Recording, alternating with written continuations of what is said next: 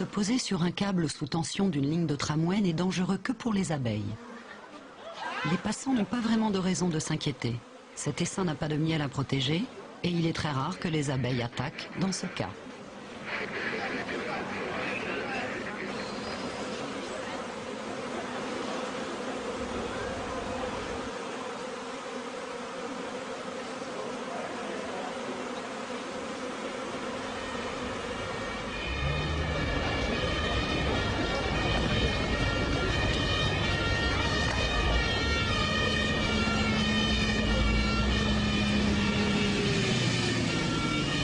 Les pompiers viennent à leur secours.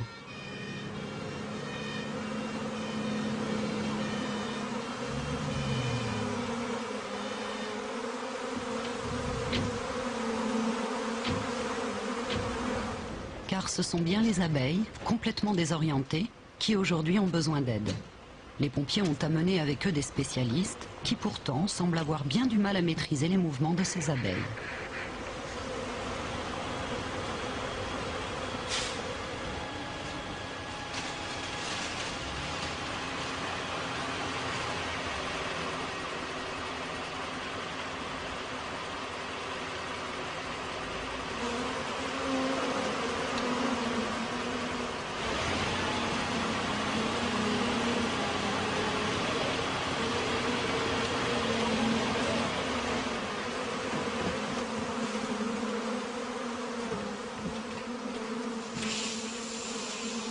Les pompiers finissent par utiliser les tuyaux d'incendie. L'eau froide a le mérite de calmer les abeilles, du moins pour le moment.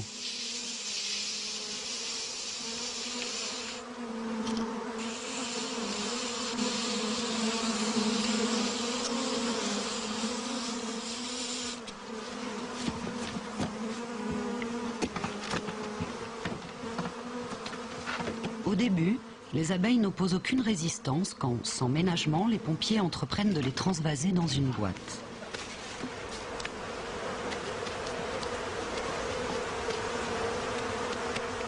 Mais ensuite, la reine, protégée de la douche froide par des dizaines de fidèles ouvrières serrées contre elle, fomente la révolte. L'essaim, entourant sa reine, s'échappe de la boîte et poursuit son voyage vers une destination inconnue.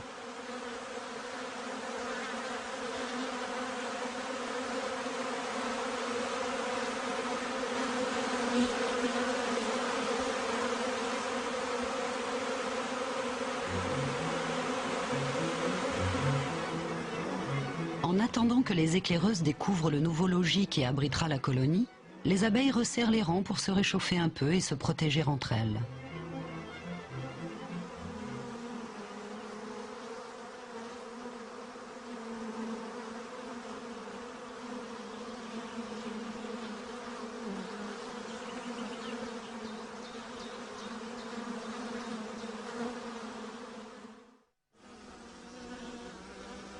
La colonie de la vieille reine n'a pas tous ces soucis.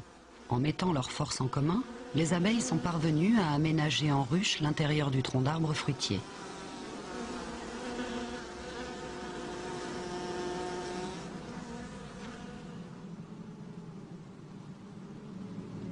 Cellule après cellule, rangée après rangée, elles ont abouti à la construction des rayons de cire de la ruche.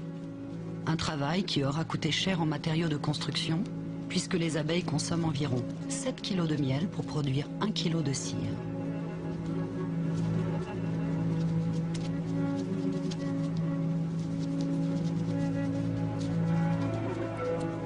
Si les abeilles mettent autant de ferveur à construire leur ruche, c'est parce qu'elles savent que plus il y aura de cellules, plus il y aura d'abeilles à naître. Et c'est la génération d'ouvrières à venir qui permettra d'assurer la pérennité de la colonie qui a élu domicile au sein de l'arbre fruitier. Les abeilles de la première ruche partagent les mêmes préoccupations. Mais là, l'avenir de la colonie dépend entièrement de la reine. La jeune reine encore vierge est à la veille de son premier vol nuptial. Le moment est capital et rempli d'incertitudes. Elle doit rejoindre, à un moment très précis, la horde de faux bourdons qui l'attend dans le ciel.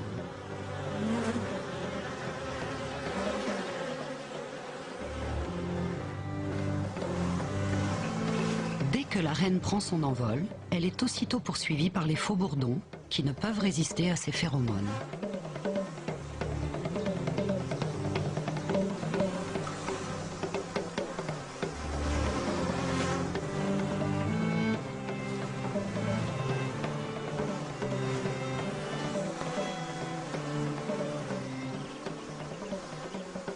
Une fois sa mission accomplie, le faux bourdon retombe au sol, le bas-ventre déchiré.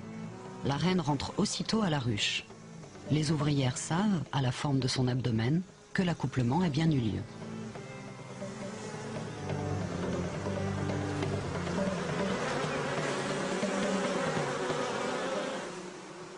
Elle effectuera encore quelques vols nuptiaux au cours des jours suivants, le temps de contenir suffisamment de spermatozoïdes afin de lui permettre de féconder des œufs tout au long de sa vie.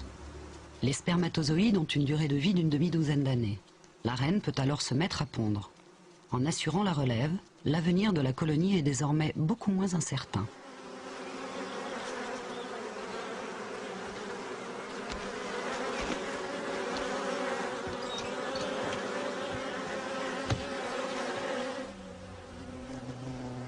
Non loin de là, des frelons élèvent eux aussi leurs petits. Et avec toutes ces nouvelles bouches à nourrir, le nombre d'attaques menées contre les abeilles enregistre une soudaine augmentation.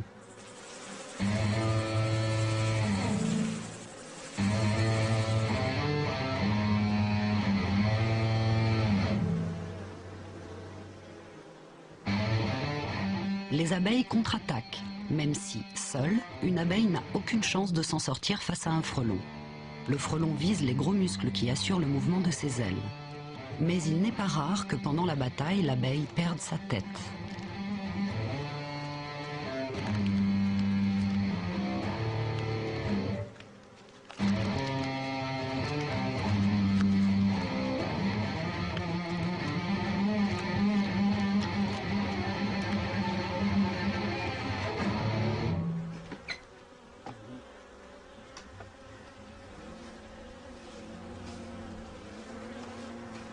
Les frelons sont d'effrayants voisins qui terrorisent la colonie d'abeilles jusqu'à la fin de l'été.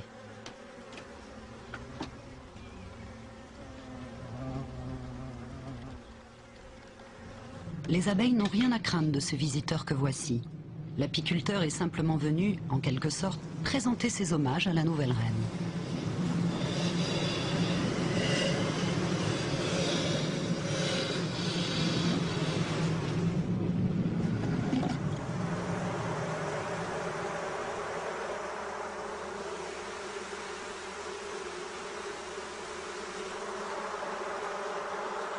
Mais ce n'est pas la seule raison qui motive sa visite.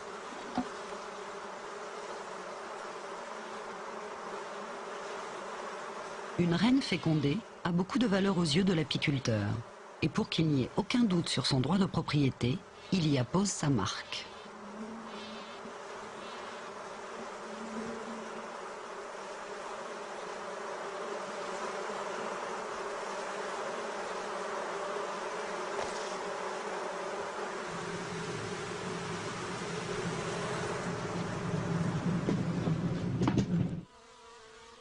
Après son détour en ville, l'essaim a finalement élu domicile dans une vieille souche.